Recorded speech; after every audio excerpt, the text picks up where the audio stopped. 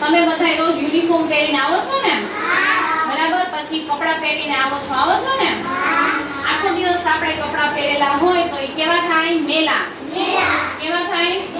માટે આપણે રોજે રોજ કપડાં કેવા પહેરવા જોઈએ? સાફ કરેલા. કપડાં સાફ શેનાથી કરાય? તો આ શું છે? બ્રશ. આ શું છે?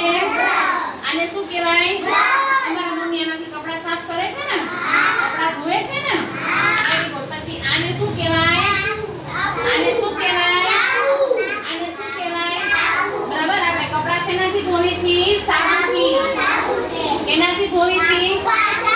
પછી આ શું છે? ડોલ. આ શું છે? એમાં શું છે? પાણી. બરાબર. તો આપણે કપડાં ધોવા માટે શેનો ઉપયોગ કરીએ છીએ? શેનો ઉપયોગ કરીએ છીએ?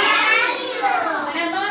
હવે આ છે સાબુ છે, બ્રશ છે, પાણીની ડોલ છે. બરાબર. એનાથી આપણે શું કરીએ છીએ? કપડાં ધોઈએ છીએ. બરાબર. અને આપણે રોજે રોજ સાફ થયેલા કપડાં પહેરવા જોઈએ. કેવા કપડાં પહેરવા જોઈએ? બરાબર. જો આપણે ગંદા કપડાં પહેરી તો આપણે શું થાય? તાવ આવે, શરદી થાય, ઉધરસ થાય. પછી ડોક્ટર પાસે આપણે જવું પડે ને? ડોક્ટર આપણને સુઈ મારે, દવા આપે ને? માટે આપણે રોજે રોજ ધોયેલા કપડાં પહેરવા જોઈએ.